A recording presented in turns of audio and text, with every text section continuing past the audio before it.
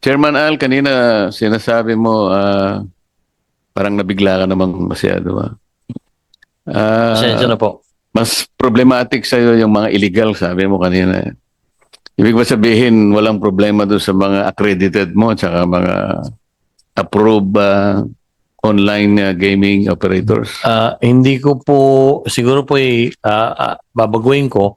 Ang sinasabi ko po hindi perfecto din yung yung mga legal na sites natin. Meron pong mga problemang naiengkwentro. Pero nagkakaroon po tayo ng isang mekanismo kung saan pwede pong magreklamo ang mga customer. Samantalang doon po sa legal, ay doon pong sa binanggit ko kanina, Senator Marcoleta, na halos kumulang sa 2,000 sulat buwan-buwan na natatanggap ng PAGCOR, 60% po doon ay ang tinutukay ay mga illegal na website. Ang sinasuggest namin in coordination with DICT, kausapin po ninyo yung mga platforms na kung saan silang nagpo-provide naman kasi ng avenue for the online gaming operators to function. Halimbawa, Google, kausapin niyo yung Amazon, kausapin niyo yung Twitter, Facebook. Doon lamang po mare-regulate na po ninyo sila. Lahat po ng illegal makikita na ninyo sa pagkikipagtulungan po nung worldwide platforms. Nasa web silang lahat Para hindi tayo maligaw kung saan tayo. Kasi sabi nyo kanina, nagsilitaw na ito, dumami ng dumami. Pero kung makikipag-ugnayan kayo dito sa mga platforms na ito, madali po ninyo silang ma-screen at mapahinto lahat yung mga illegal. Hindi po ba? Di po ba Tama po tama? kayo dyan. Kaya po naiulat ko at kung mamarapatin niyo po, Senator Marcoleta, ang DICT Secretary na at ang CICC, ASEC o USEC na ang magpapaliwanag. Ano na po ang nagawa namin mga Hindi, hakbang naintindihan ko po sa yun. Kaya mungkahin gusto lang ninyo? na para madali tayo, kayo po in coordination DICT and CICT, kausapin po nitong mga worldwide platforms na to. Madadali kasi kanina po nagsisip yung blame kasi doon sa e-wallet. Samantalang ang regulation po kayo talaga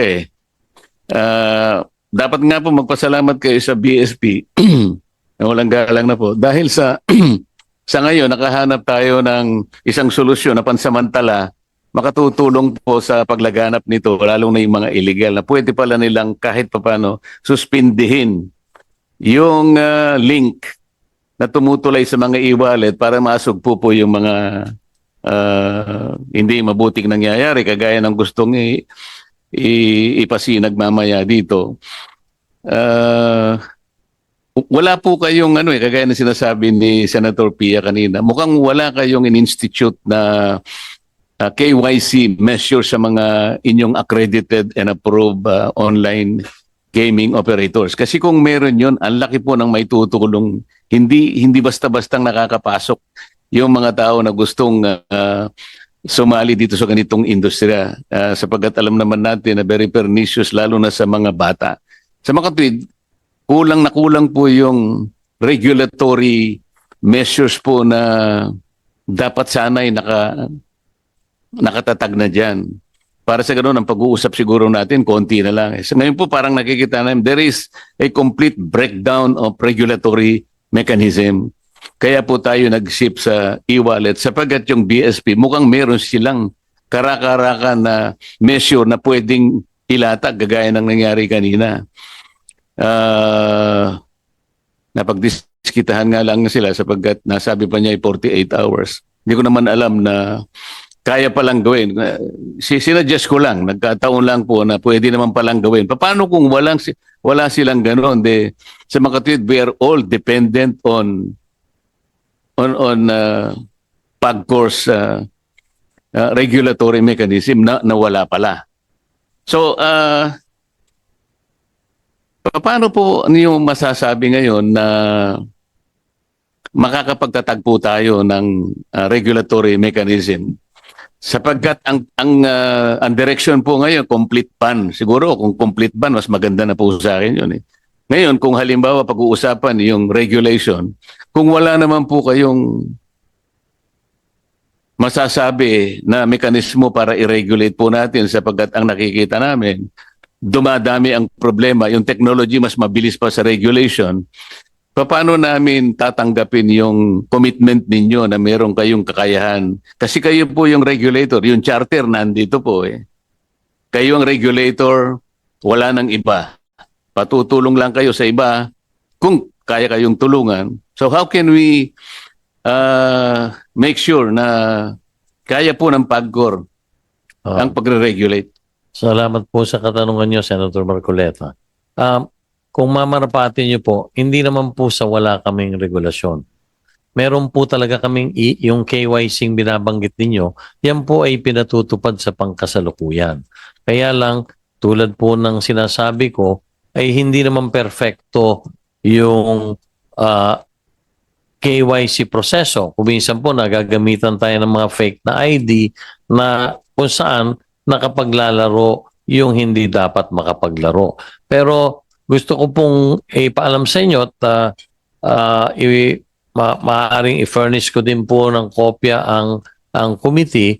Meron pong rules and regulations tayo sa lahat po ng ating mga license operators. And Baka ang sinasabi mo, Chairman Al, yung regulatory framework for the issuance of gaming licenses for the establishment of gaming venue. Ito po ay November 22, 2023. Meron ka ring revised regulatory framework for the remote gaming platform November 15, 2023. Meron ding Memorandum Circular number 6, September 20, 2016, galing sa Office of the President. Okay. Meron DILG Memorandum Circular 2018-25, February 28, 2018. Meron ka ring Circular Letter number CL 2021-012, February 6, 2021. Meron kang BSP Memorandum number M 2018-002, 17 January 2018. Meron kang Republic Act 9487, ito yung PAGCOR Charter. Ito ba ang sinasabi mo na regulatory environment na pwede mong ilaban dito sa lumalaganap na papalaki ng salot na sinasabi ng chairman kanina? Opo, yun po, kaya kung mapapansin nyo, halos tuwing every quarter, nire-revisa po namin yan para po magkaroon nga ng mga adjustments. Pero Parang hindi ganun po yung nangyayari. Kaya nga lumitaw ngayon, ang tendency na nga yung direction is total ban to online games. Kasi nga mukhang hindi nga nakikita na meron kayong kapasidad na magpatupad ng regulation. Ako personal, Chairman Al, gusto kong maniwala sana sa'yo.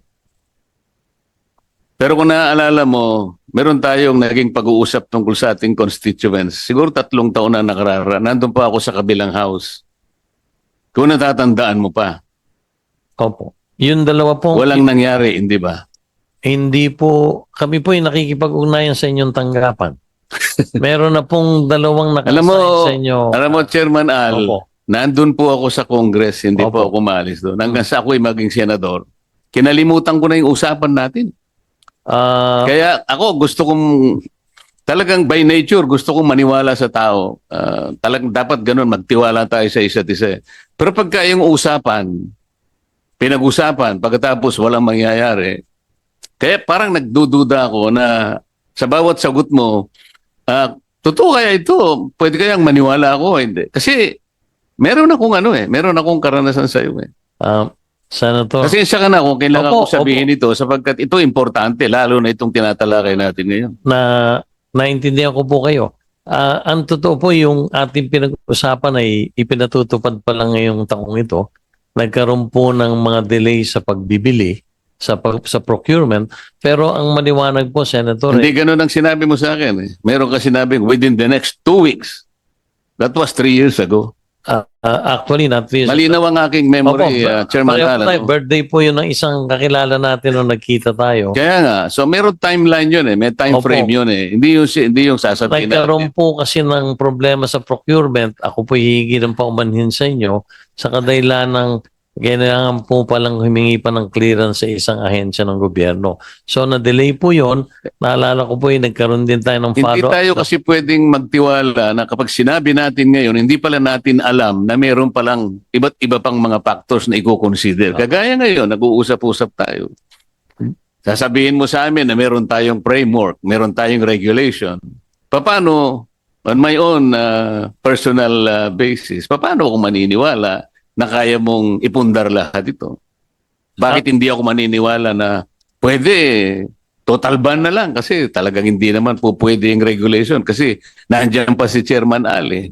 Kung pwedeng palitan natin si Chairman Ali, baka sakaling maniwala ako, magre-regulate muna tayo. Yun po yung usapin dito. Eh. Opo. Kung ako naman po ginagalang ko yung inyong paniniwala, pero gusto ko pong ipaabot sa Hindi paniniwala yung commitment nating dalawa. Kasi ako, nung sinabi mo yon, sinabi ko na rin doon sa constituents. So ako ngayon ang napahiya. Di bali na yon. Hindi ko naman pwedeng kasi sinabi sa akin ng chairman. Hindi, ako na po ang gumawa ng paraan. Hindi lang po ako masisi ng mga tao. Opo, ako po sa harap ng lahat ay humihingi ng paumanhin. Pero gusto ko lang pong ipaabot sa inyo na hindi ko po personal na kasalanan. Nagkaroon po ng mga intervening events na delay po talaga at alam naman po ng lahat Chairman, karirinig ko lang ngayon eh. Halos 200 milyon ang naibibigay mo sa ahensya ng ating Marami ito, binasa ko sa iyo kanina. Opo. Iba't ibang ahensya. Yung pinag-usapan natin, alam mo ba kung gano'ng halaga lang, no? Nagkakahalaga po ng 4 na milyong piso. Masisira ba ang salita natin ng dahil doon lang? Ako po tulad na sinabi ko, humihingi po ng... Gusto ko kasi, Chairman, yung pagtitiwala sa isa't isa. Meron kang posisyon na kinakailangan ay pagtiwalaan ng ating mamamayan. Bawat sasabihin mo, maniwala ang taong bayan. Doon lang magmumula ang pagtitiwala ng mamamayan sa mga may posisyon na kagaya mo. Ngayon, pinag-uusapan natin isang social issue. Hindi natin alam kung yung regulation is the better option o total ban. Hindi natin alam yung social cost will be outweighed by the benefits that your organization or yung iyong sektor na kinakatawan ay makatutulong talaga rito. Ngayon, ang pinag-uusapan natin, ang kapasidad mo.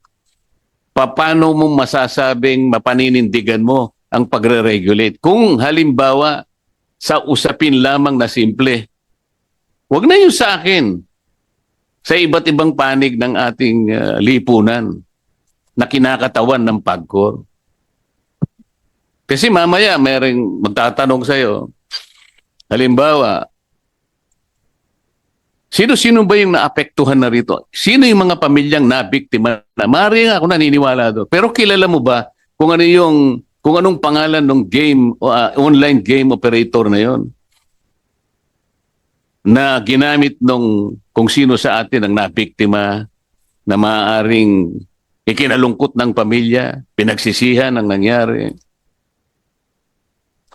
Alam niyo ba kung sino-sino yung mga tao na may-ari ng game, online gaming operator? Alam niyo po ba? Meron ba kayong listahan? Meron pong listahan. So, nasa legal po siya o... Nasa legal po. Hindi ko po kasi alam yung sino po yung i-representang with. Hindi ko po kasi kilala po. Pero yung kinasangkutan at ano yung ginamit na platform, alam nyo kung sino-sinong may-ari ng online gaming, di ba? Alam nyo lahat. Opo. Ano yung gagawin po ninyo? Hindi ko po alam madidinig natin sa hapong ito tungkol dun sa reklamo. Kasi ganito po yan Kailangan mapalitaw po natin na kayo po'y may kakayahan as a regulator. Siguro, wag na yung operator, as a regulator. Dito po nakasalalay kasi ang kapalaran ng napakaraming ahensya. Dito natin pag-uusapan, ando na po yung benefit na nabibigay nyo. Hindi naman po natin maikakaila yun. Kaya lang merong social cost nga po. Ito po yung titimbangin natin. Napakahirap sa panig namin magdesisyon kung wala kaming tiwala sa kakayahan ninyo na i-regulate nga po ito Ako, hindi ko alam kung saan ako boboto ngayon. Kasi kailangan matatag ang paniwala namin. matatag ang regulator na yan. Baka sakaling dun muna ako kasi napakaraming natutulungan. Ngayon, kung hindi ako naniniwala sa kakayahan ng regulatory mechanism mo, total ban na lang. Wala. Mamili ka talaga. It may be a very hard choice, pero doon ako pipili. So ngayon, paano ako magdidesisyon kung hindi ako naniniwala? O, kinakailangan tayo ngayong magdepende sa BSP sapagkat siya ay may kakayahan na suspindihin ang e-wallet. Ako hindi ko kilala po kung sino yung mga e-wallets na. But I think they can live up to their own. Siguro they can sacrifice siguro yung online gaming. I'm not sure how many percent is the go online gaming in the market of e-wallet. Pero palagay ko kung sila-sila lang, kahit siguro yung game operators na pwede lang itapon para sa akin. So napipilitan tayo ngayon na pumunta sa ibang aspeto sapagkat nagkulang kayo sa regulation. Kasi kaya ko sinasabi kanina, huwag niyong bubugbugin yung isang side na gustong tumulong.